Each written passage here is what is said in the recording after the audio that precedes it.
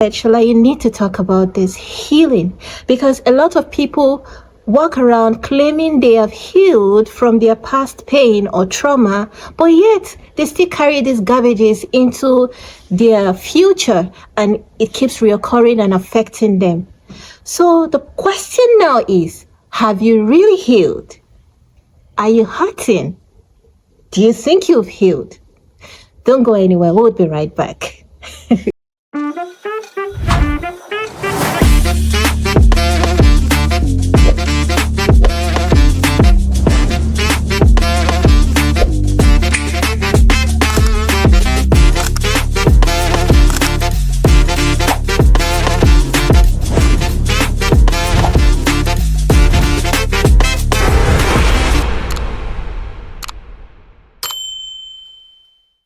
Hello guys, welcome to my YouTube channel. As you all know, my name is Shala Oshe, your host Amokeberry. If this is your first time stumbling on my page, please don't hesitate to hit the subscribe button, like, comment, even go as far as sharing, and God bless you as you do so. Proverbs 17:22 says, "A joyful heart helps healing, but a broken spirit dries up the bones." Like the scripture says it all, you can't give what you don't have. Fantastically, this scriptures says it all. You can't give what you don't have. You can't give the joy you don't have. You can't give the joy you are not experiencing to somebody else. You can't claim to love somebody when you're still hurting. Even if you try as much as possible to show that affection, to show that love, because you're hurting, you still have an injury inside of you. It always bounces back. At the end of the day, it looks like you're building a foundation with a sand without a cement. Of course, you know it won't layer well. Psalm 147 verse 3, God heals the brokenhearted and binds up their wounds. So there is no how you would be open to healing if you're not open to God. You have to first open yourself up to God. Take your problems to God. Take your sufferings to God. Take your anger to God. Take that thing to God and talk to Him about it. Tell Him how you feel about it. The fact that you had a very horrible experience doesn't mean that everybody would treat you that way or every day would be like that. That is why it is called life. Because this life is so broad. This life is full of evil. This life is full of good. This life is full of people who are ready to take every little thing you have from you, and they don't even care. They don't care. So the only solution is God. The only solution is healing. I had an experience growing up that it really weighed me down over the years. I realized that talking about it actually opened me to healing, because that was the moment it dawned on me that I needed to talk to God about this. I know of a friend that probably had a very horrible encounter. I'm going to share this. She told me about it. She said while she was growing up, she had a stepfather that took advantage of her almost every day. And because of that, it was really hard for her to move on. It really affected her, because she just felt in this life, nobody can love her genuinely. She just felt like anybody that does anything for her would want sex in return.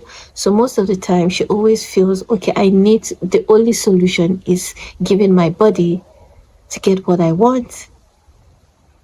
But I made her understand that she's trapped. She has put herself in a box where she feels like, you know what, this is all I can offer. But there's more to it. I realized that she's still hurting from that experience. And because of that, it was really difficult for her to work on a relationship. It is really difficult for her to see somebody who loves her genuinely, because once somebody begins to extend love to her, show her a bit of affection, care for her, provide for her, be there for her, take care of her, protect her, she begins to question that person's love, because she has never really found it easy. She has never really gotten it that easy. She has always been forced. She has always been tortured. She has always been raped over the years. So that lady was brutally injured. She had a very big scar in her heart. And sharing the scriptures with her, talking to her about healing, made her realize that she really did had a very big injury. So it takes time. I don't know how long it will take for you to heal, but you can't heal. Let me tell you something. Life can be whatever you choose to make it be. So the best thing you can do for yourself is be happy, be joyful, and intentionally be healed. Heal from that pain, heal from that trauma, heal from that allegation, heal from that accusations they have accused you from, heal from that accident, heal from that broken heart, heal and move on. And I bet you, the world is so big and it has a lot to offer you. The world is so big that even you yourself, you will say, oh, if only I knew, I would have encountered this healing a long time ago. Don't go anywhere. We'll be right back. So therefore, you can only love me right if you have genuinely healed from your trauma, because a lot of people are walking around thinking they are okay or thinking they have healed from the pain that was put upon them in the past or even present, but because they just feel okay, I can move on. The only way I can encounter healing is if I let somebody into my space, and I would use that to suppress the pain that I have experienced. Okay, they call that a rebound.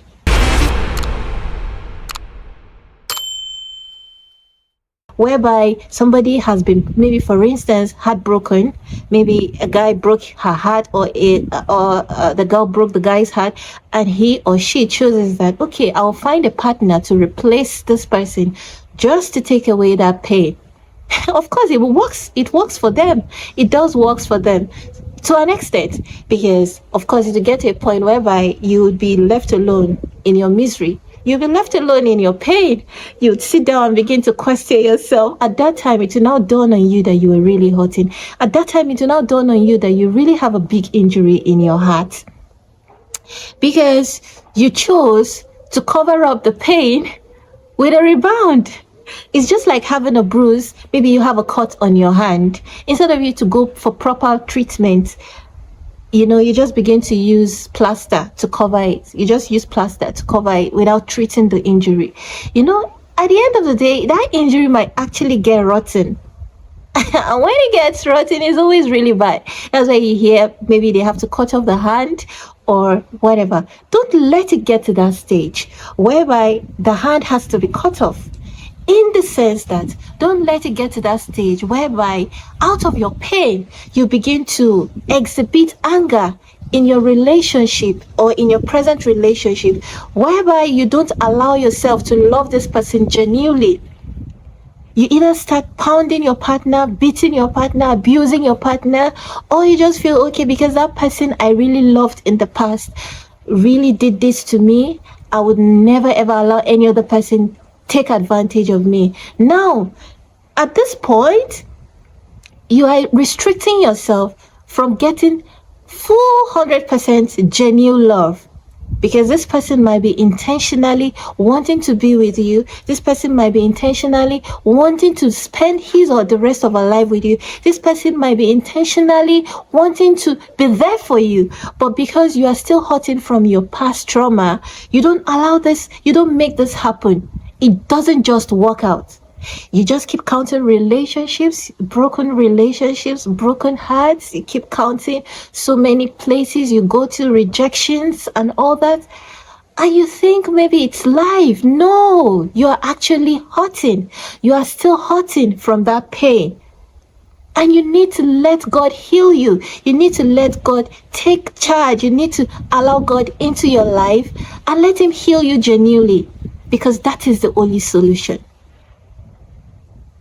You can only heal when you are willing and when you are open, when you are ready to give healing a chance.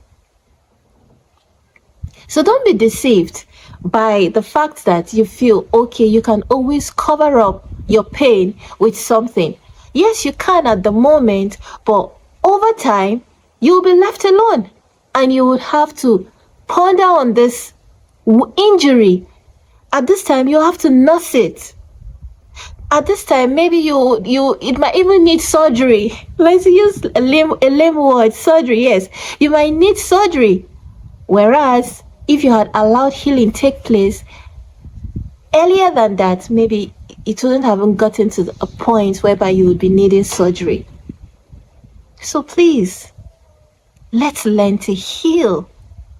Let's open our hearts to healing. Let's not bring kids into this life and allow them move with anger because of how their parents treated them or because of how their parents took care of them. And because this child was raised by a damaged parent, I'm using the word damage because maybe the parent never got help, never allowed he or herself to get genuine help by receiving healing. At the end of the day, this child is now the punching bag. This child is now the one nursing all these things because he or she watched her parents battled with pain, battled with anger, battled with so many things. So let's help ourselves so that we can help our generation. Let's learn and allow ourselves to get healing.